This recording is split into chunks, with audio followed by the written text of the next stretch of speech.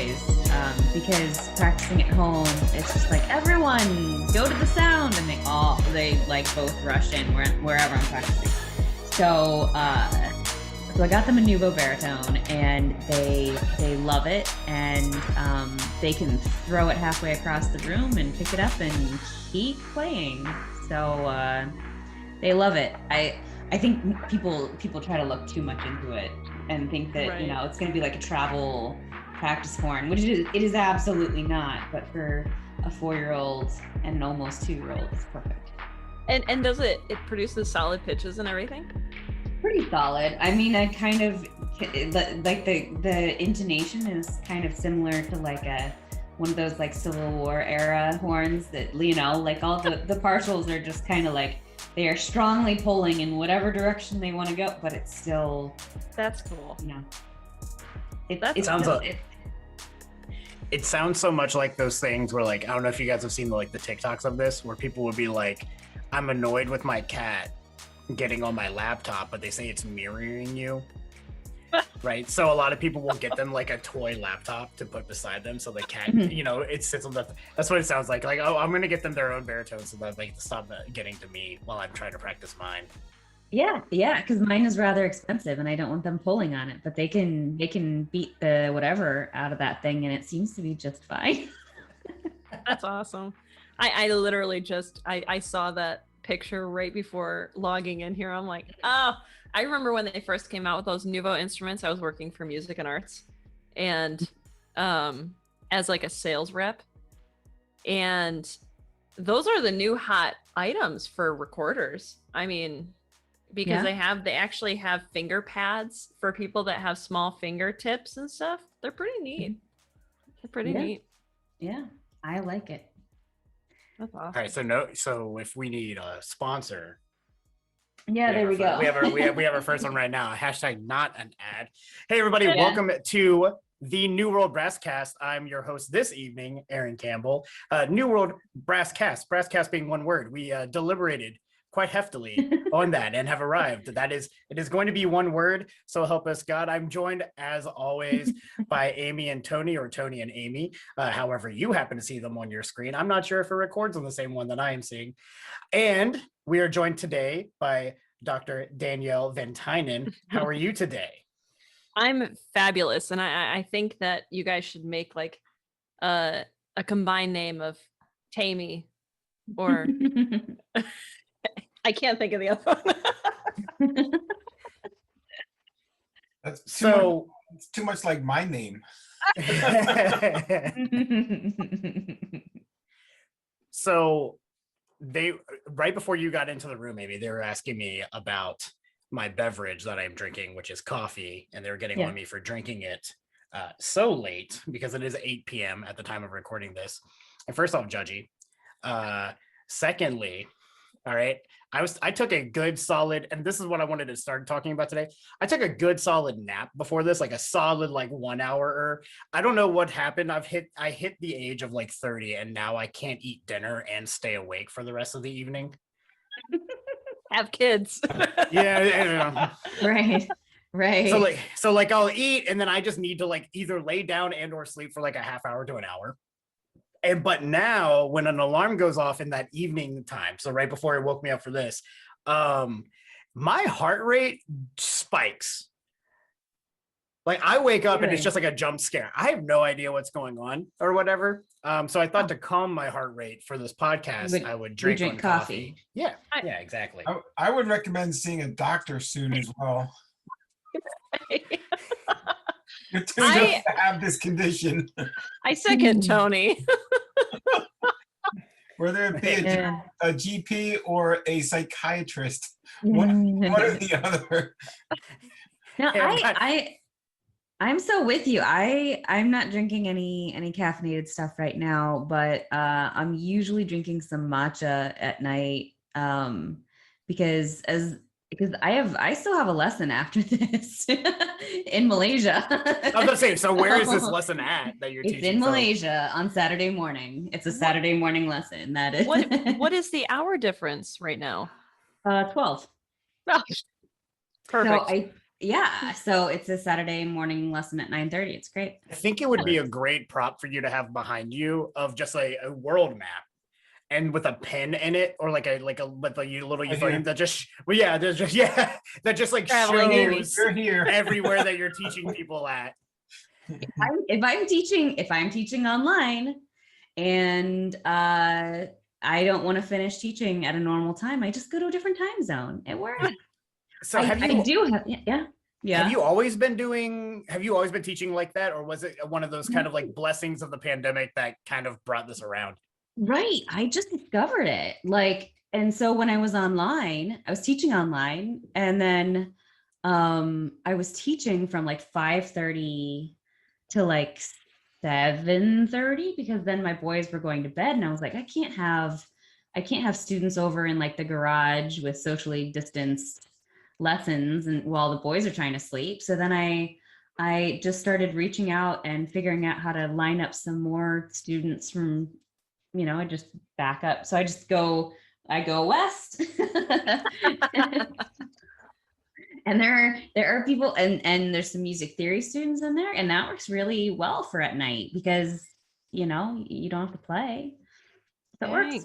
So how many students are you teaching outside of the US right now? I have a theory student who's one-on-one. I have a student in Malaysia. I have a few in California. That California works really pretty well because it's just a little bit later, Yeah. I have a theory class US now too. Of what? In California's hardly the US anymore, so Just give it a few more years. I'll break off. Some theory students out in California, so it's turned into something, and I'm like, I'm just kind of going with it, Awesome. Brass awesome. and theory. Yeah. So, yeah. Dang. Who would have thought? I would have never have thought like a year ago that that I'd be teaching people euphonium from wherever, but here we are. So the theory portion has really taken off as well.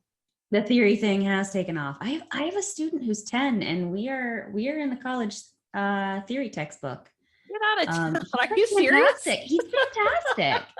Like, and it's so fun because, like at the end of my day, I get to teach this kid and I just talk about a concept. And then like I started reviewing it the next week, and he just like spewed everything back right at me. Like, I was like, okay, I guess we don't have to review. So it's fantastic. What I was doing at 10? Probably covered in dirt somewhere. Yeah. Just like rolling around on the floor. Yeah. Totally. Jeez. So we've all shifted, into such an electronic sphere, and now we're kind of shifting back. Like, I know I've been to a couple rehearsals. Amy, we talked last time about you doing some rehearsals. Like everybody, like we're kind of getting into it. So what has I wanted to chat a little bit because I was talking to a student about this, and we were talking about I don't know if you guys have seen I think it's the Whitburn Band. They had that fantastic euphonium duet that came out that won that Corey thing, and it had so much really good production value in it. I'll link it to the description of this video for those of you who haven't seen it. It's brilliant. They do it like an old-timey thing. It's hilarious. It's really, really cute. And then that leads to a discussion of like, well, these virtual competitions have actually been a little bit of a hit with a lot of people, especially if you have people in your band who can pull off those video things. And Danielle, like we're going to be talking about how you kind of have started a band here recently, but almost every single concert you've done at that university has been because you essentially, have the means for production and have all that stuff that you can set up. And so I was curious, what is everybody thinking about when it comes to like, I don't think that in-person conference style competitions or events like that are ever going to go away. I think we like them too much. I think they're always going to be a thing. But what do we think about the addition to the world of brass banding and having virtual competitions and the limits of of bands that like might have production capabilities versus those who don't? I actually think that we're going to live in a world of hybrids now, where we're gonna incorporate, online or video type competitions and performance. But I think that the real trick of it is going to be that bands have to be performing live again in person so that they can be recorded that way and record that and then send those in. I think editing the videos together, when everyone's recorded in separate rooms, I don't think that's going to be a fad that keeps going. I think that was a necessity to get people through, but it's not fun. And I don't think that really replicates the reason why we all do music to begin with, which is to get that communication with other people. So I think that, we definitely will, incorporate that. And I've got some ideas about things that can happen where we can still do those things, even as far as NAB is concerned, where we can involve recording events as well as live events. That's my take on it. Yeah. Well, yeah. I think overall, I think I agree with Tony to some extent. well, and it's funny that you mentioned like you don't like the whole, and I think this might come a little bit from you being on the more of the director side of the brass banding world, because for me as a player, you sending me a part and saying, "Hey, record yourself," like as though I don't, as much as I don't like it, I'm like, okay, cool, I can work on my own time and I can get it done, but it does take away the input of the director as well as the sonic input, and that kind of leaves it up to, I guess, the production person to turn people up and down or all that sort of thing. But if like in my recording my vibrato is too much and Tony hates it in that recording, there's nothing he can do about it at that point. There's very little I can do about it live too, in person. So what's the same way? Just turn the Aaron dial down. Stop that. I want it to be known that I've never been told that my vibrato is too much. I've actually been told by people in this room to turn it up more. I will admit there was one time.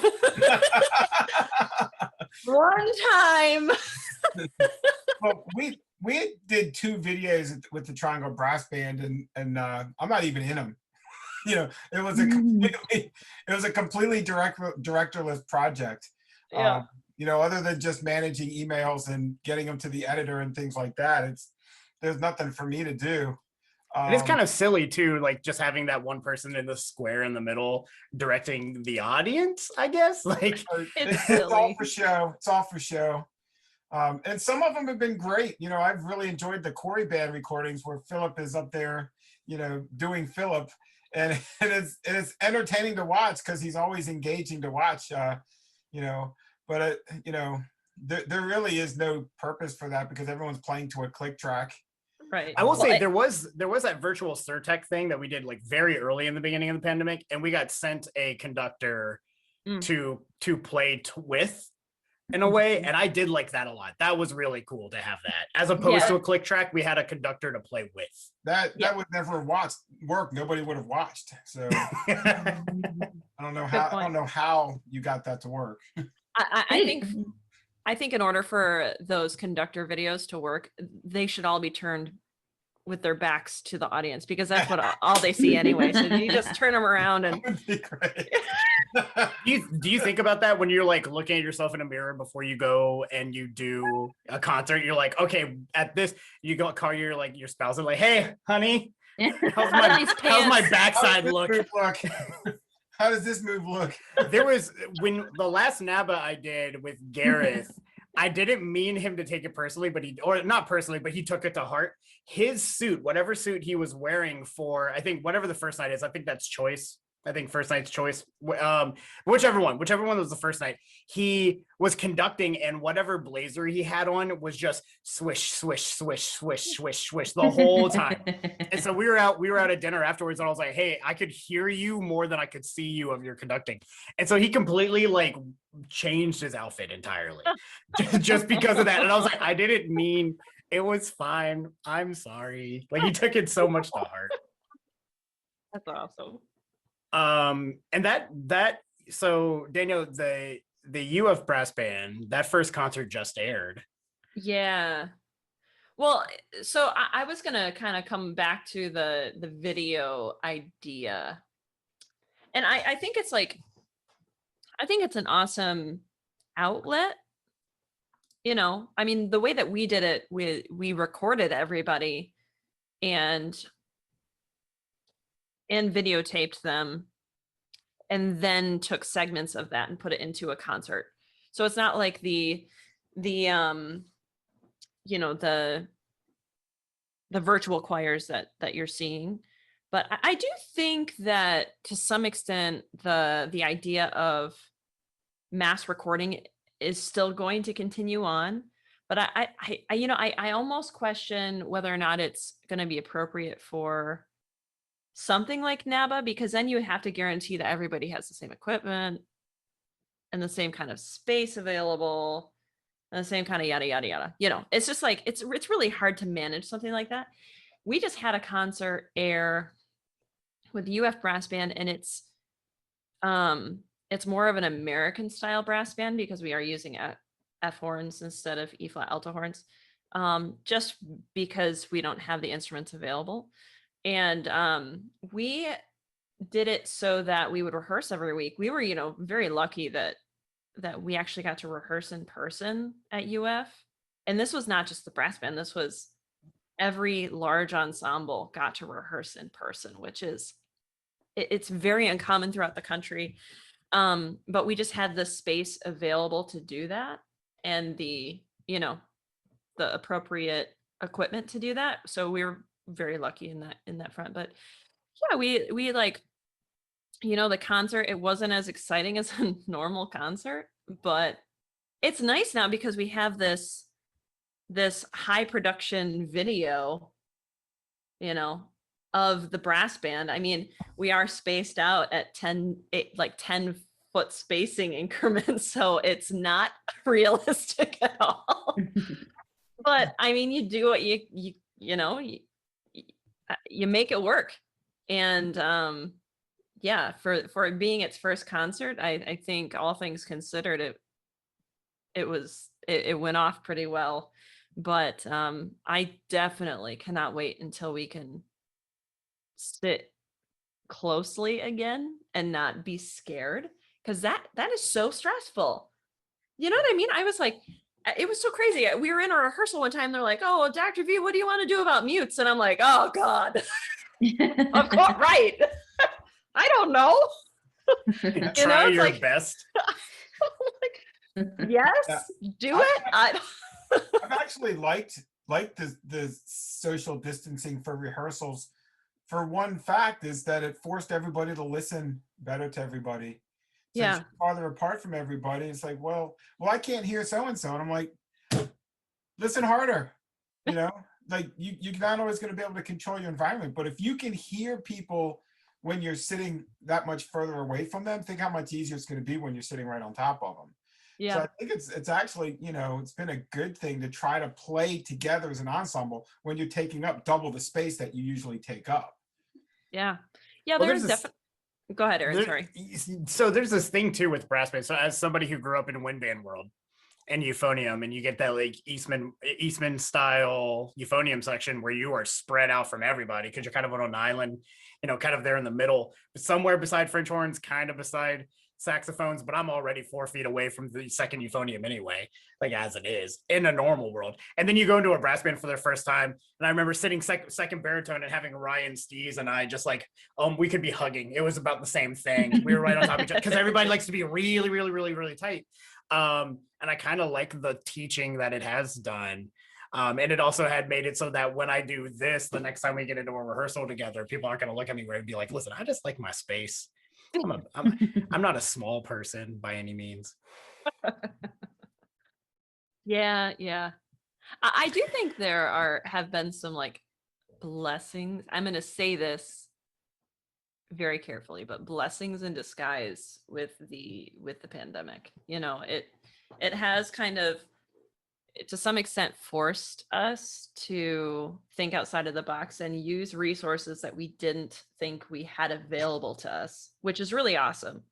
But then also, to what Tony was saying, like the students are forced to listen more intently, almost to their it's almost doing them a disservice because they're listening and they're not paying attention to the conductor. And so there's like this weird kind of gray area now that I think honestly, as soon as we get to be able to be closer, it's going to just completely disappear. And you're going to have these players that are able to listen more intently across any ensemble that they're in. And because we're recording so much more, they're forced to listen back, which is kind of awesome. It's like, Yeah. oh, record yourself. That's the only way to make it work. And they're like, ugh, it's kind of nice. I don't know. Yeah, I totally agree with that. There's some definite blessings in disguise, and we rehearse in a picnic shelter, which is fairly boomy. With more boomy than just about any hall that we'll ever play in. So, so sound is bouncing around, and you really have to listen and isolate what you're supposed to be listening to, a little bit more carefully. When things start to go awry, like we were doing Night Templar, and there was a part where this band went at this tempo, this one slowed down and went at this tempo, and I'm like right in the middle, and they're like, well, I went with you. I was like, I didn't know where I was, man. I was like, you guys went somewhere. I didn't know who to go with, so I just figured we just stop. But I was like, I was just wondering when y'all were going to notice that we weren't together. So we have to, you really have to figure out how to listen better, which when we do get back inside and we do get into a concert hall that may not be something that we're used to, we're trained to listen, to certain parts and to hear certain things a different way. And hopefully, that skill transpires or continues into the normal rehearsal when we get back to normal. Yeah. Amy, So- you're playing in another brass band, right? Now that you're I don't know what I'm doing right now. Oh.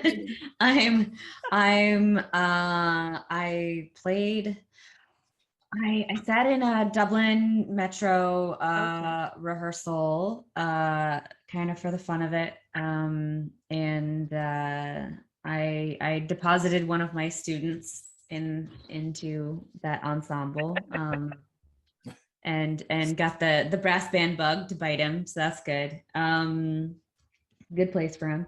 And then we played a Dublin cornet band rehearsal outside with like a third of us yesterday. I don't know what I'm doing. I don't know. I've kind of just said I'm going to play and I'm going to get used to the scene in my new old city. And just kind of, I don't know, because none of the brass bands are really up and running. that was my question was, how are you guys doing that up there? I think I heard Dublin is starting up in June. And so I could sit in on a rehearsal with them and then I'd head out for Athena. And then I think Brass Band of Columbus, I heard is waiting until like September.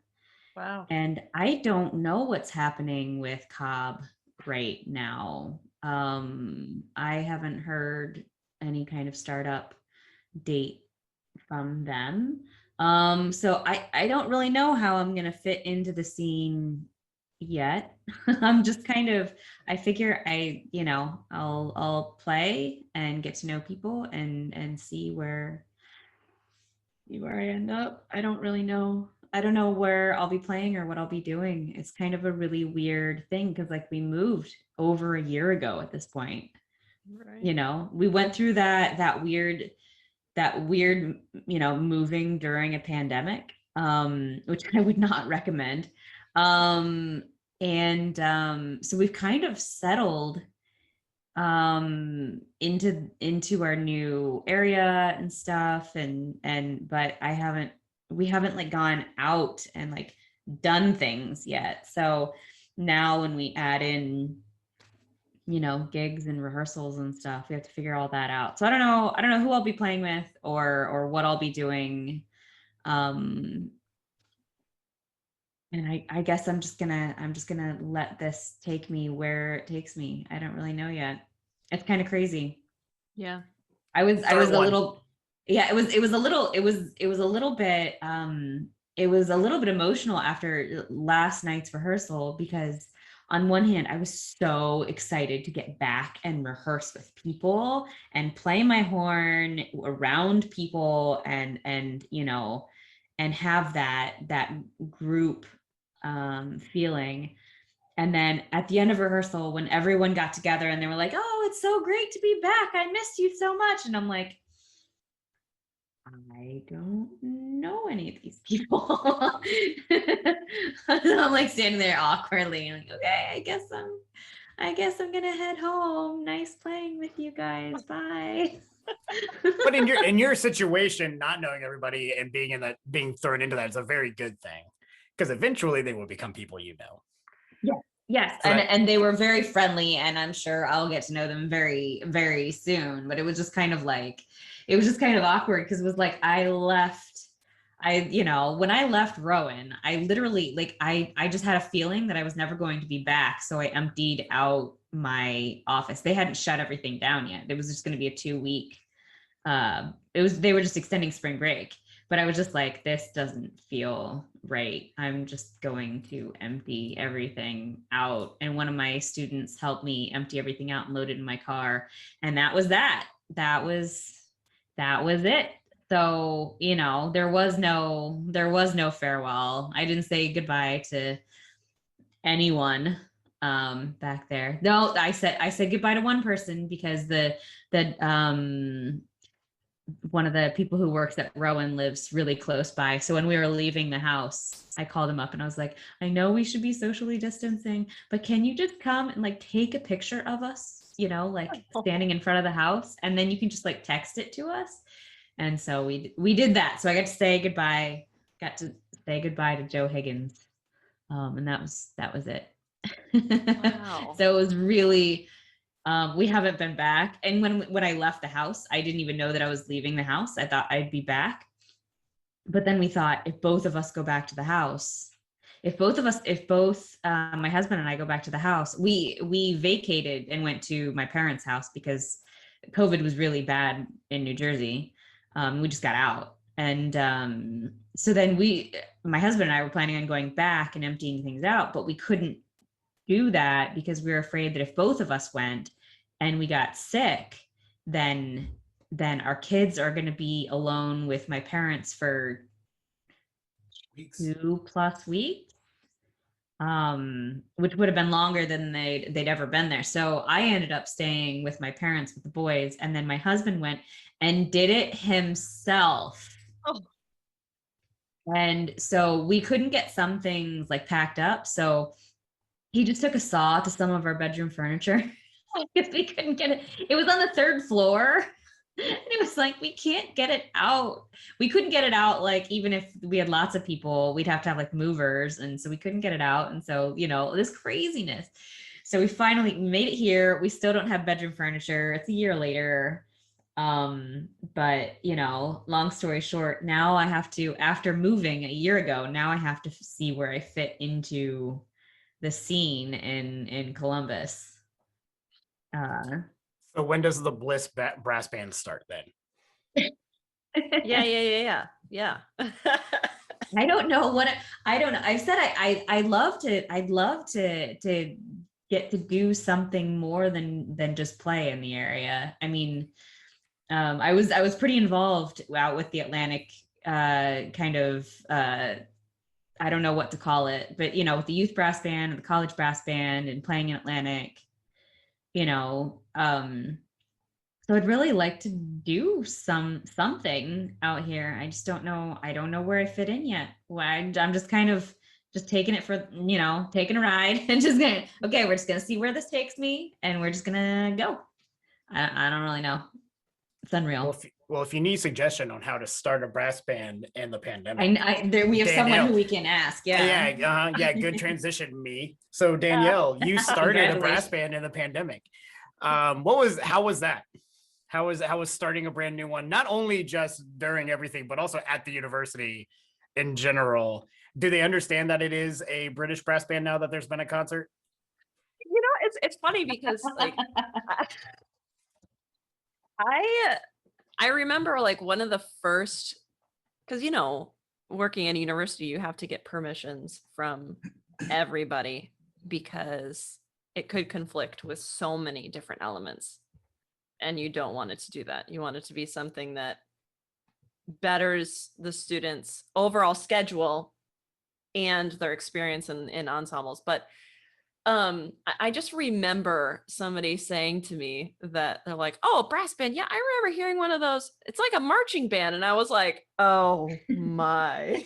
I'm like, no, but it's like, what do you say to that? Like, not really, but we're getting there. It's like, yeah, I mean, a lot of people in this area shockingly did not have the slightest clue what a traditional brass band was.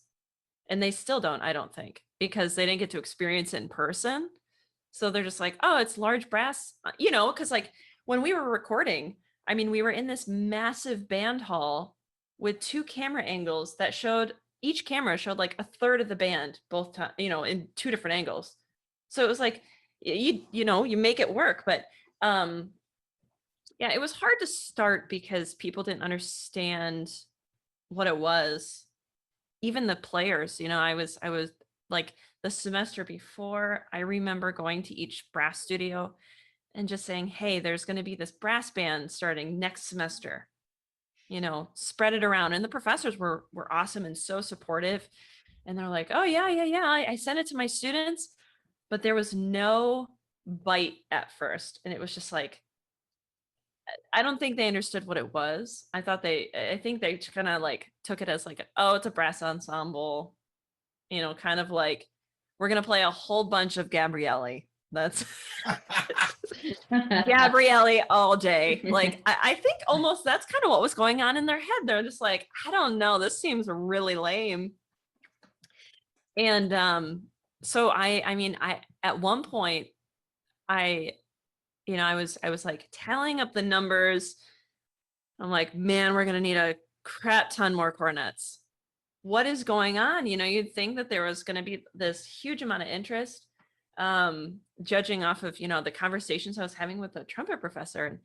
And it got to the point where I literally sent like this invitation to the university listserv.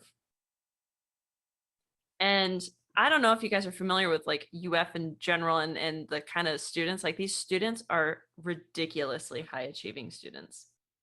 They're just, I've never experienced these type of students before academically. And so I would get these emails like, oh, I'm a PhD student in neurobiology and I would like to play cornet in your brass band. And I'm like, awesome. All right. Yep, sure. And it was just like, I was getting these emails and they finally came in and it was just like, and it was primarily cornet players. And they're like, oh yeah, I'm a major in the aerospace something center. And if you need a flugelhorn player, it's like. So the band was made up with mostly non-majors? Well, the cornet section was. The cornet section was. And the rest, I mean, being the low brass professor, I had 2/4 of the ensemble, or like I'm like, all right, you're doing it and you're doing it. And, that's just how it's going to be. And then it's oddly enough, the other section was the trombone section. I had 2 people that were not even part of the university playing. They had just graduated the year before, just to get people in the group. And so this first year, I mean, I had to be wicked lenient about that stuff because nobody knew what it was. They had no idea. And then we had the first rehearsal and they're like, oh, okay. And then I distinctly remember there was one rehearsal. So our first concert, we played Hymn of the Highlands, or this concert we played, our big piece was Hymn of the Highlands. And I remember the first time they got through the entire piece during the rehearsal, and everybody was like hooting and hollering. They're like, whoa, that was awesome. And I was like, that's brass band. Mhm. That's what that feels like, where you feel like every single bit of energy that you're putting into the horn is reciprocated. And it's awesome, you know? Reciprocated And and allowed. It's you have yeah, well, permission to play. yeah, and that was the other thing. I like I mentioned before that I am using F horns, and as much as I would like to use E flat alto horns, these horn players that we have are monsters, and they make it sound like they're not even playing on F horns. It's unreal. I mean, each one of them is like a master's or DMA student, and they're just making it sound like it's the easiest E flat alto horn part in their life. And it's just like it's killer, because I can see where we could be in 5 years if this just keeps this excitement keeps going.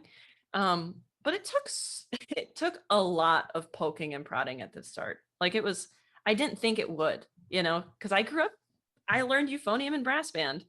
So it was like that's that's where you learn euphonium at, is in brass band. So then it just like in my head it was this idea of it's natural to kind of gravitate towards that, but it is totally not.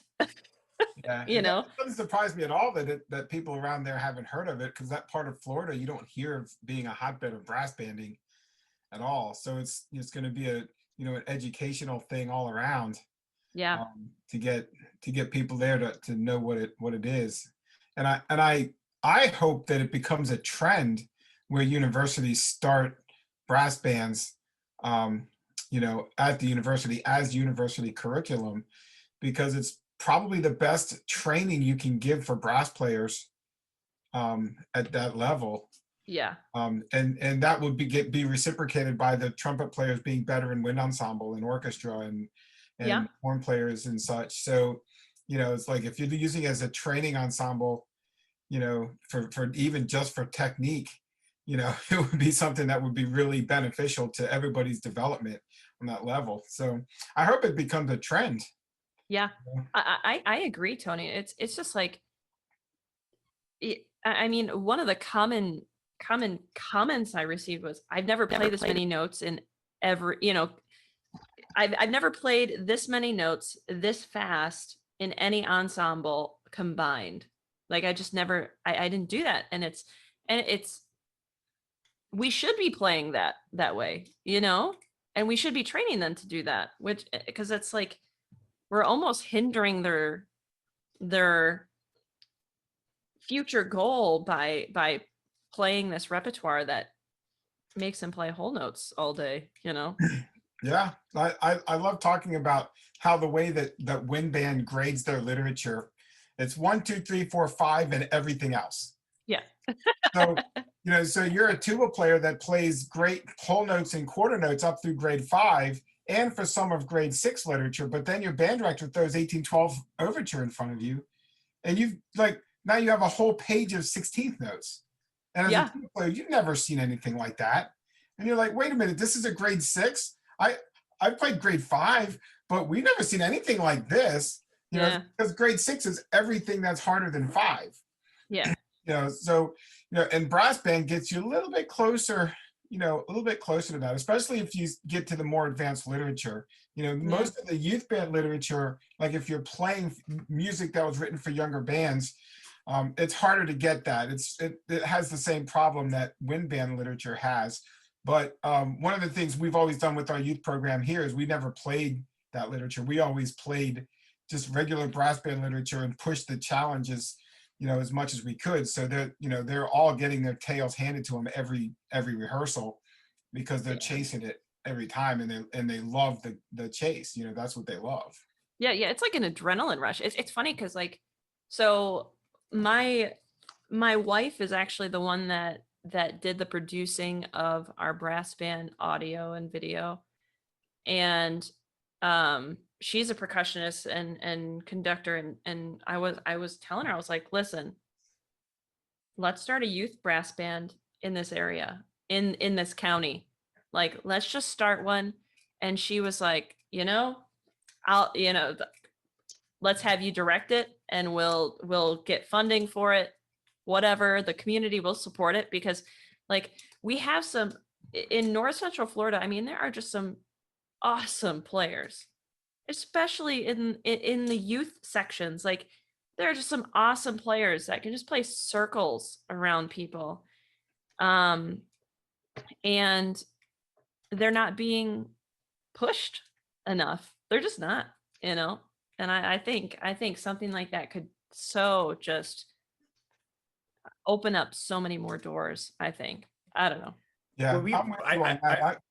Oh, go ahead, Aaron. Sorry. Yeah, no, we talked about it a little bit. I think like in our introductory episode, our first episode, we were talking about how like, I could always tell when I went to local, like I was adjudicating marching band in the Shenandoah Valley area, and you could always tell the bands that had kids who participated in the local youth brass band, because not only would the trumpet players not mind playing runs or licks or whatever, but they also sounded really good when they were playing it as well. And the sound concept in the brass in general, you could just tell, like that Rockingham County group that's near the Macedon Youth Brass Band, you could just tell that those kids were just built different because they had been exposed to different things, jokingly, but seriously enough, where like, the hardest thing that they had ever played was not necessarily, Lincolnshire Posy. Right. What was Aaron, when you were in that area, what was the youngest student? What age was the youngest student in the Macedon Youth Brass Band? I want to say he would take a couple 8th graders. It wasn't a lot of them, but he would take a few 8th graders, and then he would go up. There were a few of the people who like auditioned and just didn't make the JMU brass band that would play in there as well. But he would also use it as like a teaching opportunity for them. So they would like lead sectionals, and he wouldn't necessarily put like the 20-year-olds on like first parts or anything like that. But it was like training, like, oh, this French horn person wants to eventually play tenor horn in the JMU brass band. So they would play tenor horn in there and then also help out people and learn how to use their right hand and stuff. So it was an educational thing for the college people as well. But also like they got to lead sectionals, like Joel and I would lead sectionals as students for all those people. So it went out beyond there too. So it helped out the college as well. But yeah, I want to say 8th graders. There might have been the estranged somebody else, and I just don't know off the top of my head. How many? Where does your cutoff? Because Triangle has a youth band, right? Three youth bands. We have a few. Get out of here, Tony. What is a group of? Would we say a gaggle of youth brass bands? Yeah, a murder. A murder of youth brass. Yeah. Yeah. So what's your age? Do you have like age brackets per brass band, or is it audition and you can fill it out that way? Or it's auditioned and they're placed by skill, but we market it to high school students only, and we don't per se market towards middle schoolers. But every once in a while, you'll get an all-stater that'll be like, "Hey, I want to play in that," and we won't turn them away. If they're in the 8th grade and we feel like they can go, we just don't market towards middle schoolers, so we don't get a lot of them. But we don't really, we try to do brass band for the masses. We don't really turn a lot of kids away.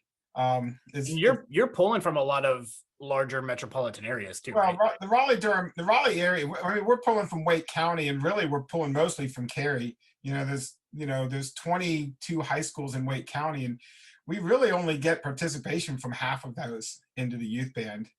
It's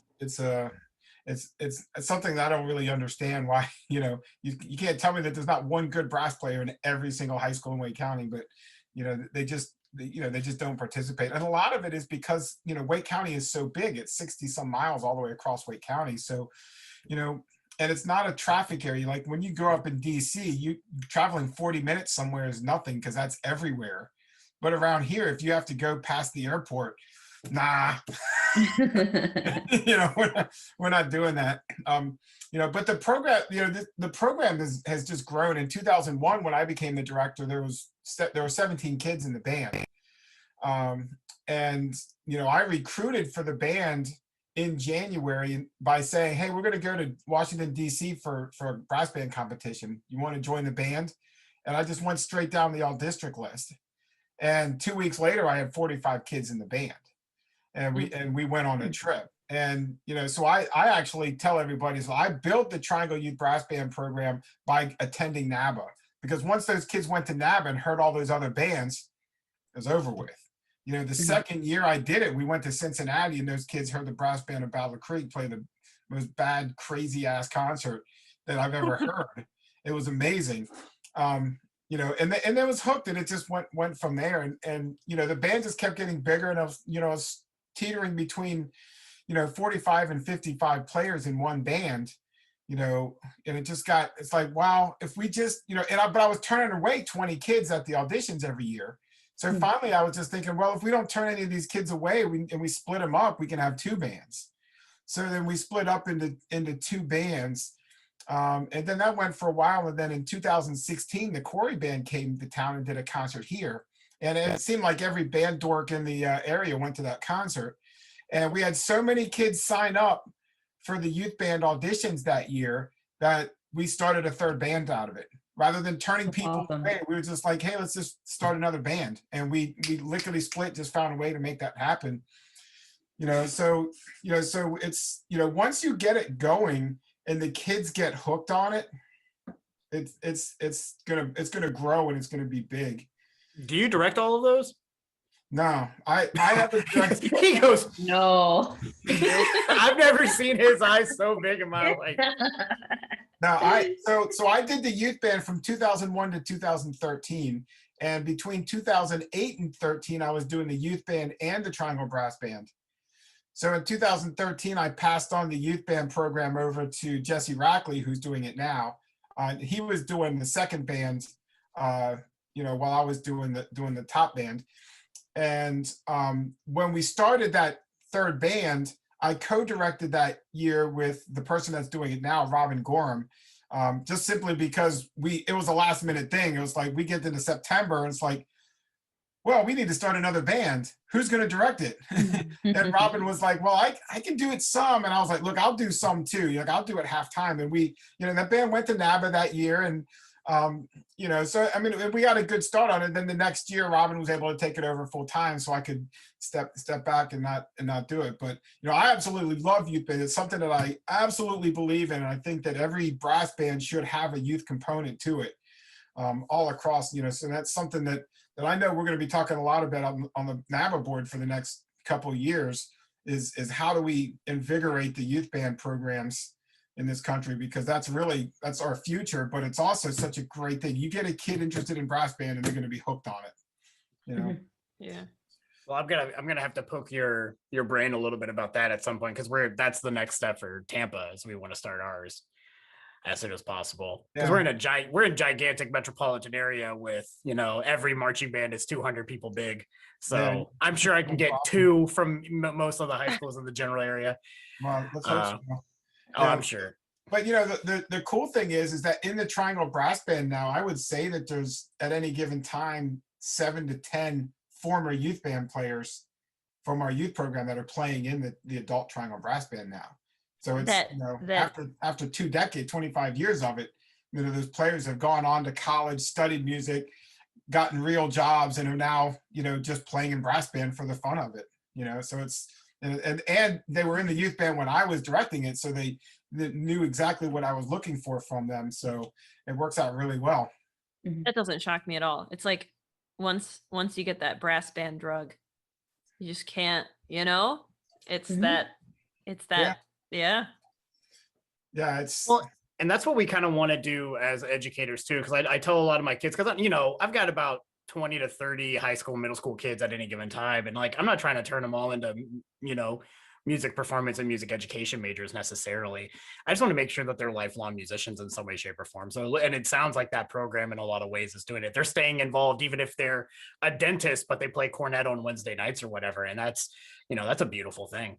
Yeah. I like to make sure that kids become lifelong consumers of music if they don't continue performing in it, because that's how we're going to perpetuate our profession, is that somebody's got to buy it, at some point, So if they perform it and they stay involved in community bands, it's a constant, ingraining of that message. Like, keep going with this. You don't have to, study this and make it your profession, but I can tell you, you'll have a lot of great experiences if you continue on with it. And that's really what it's about. I think about all the experiences I had in college just because I played in college band. Even if I wasn't studying it, but the college marching band was the most fun that I've ever had in my life. And I got to go a lot of places because of that. You go to a big sports school, and that's just going to give you a lot of memories if you can remember them. Yep. All that right, almost went right past me. Almost. It's because we weren't in the tuba section. That's why we didn't think that way. I was. All right, guys. Well, we're gonna go ahead and wrap this one up. Hey, Daniel, thank you so much for joining our round chat and talking with us a little bit. It was really nice. I'm upset that we didn't see a cat this go around, but there's always more opportunities for that. Always. Well, hey, thank you all so much for joining us for this one, and we'll see you on the next one.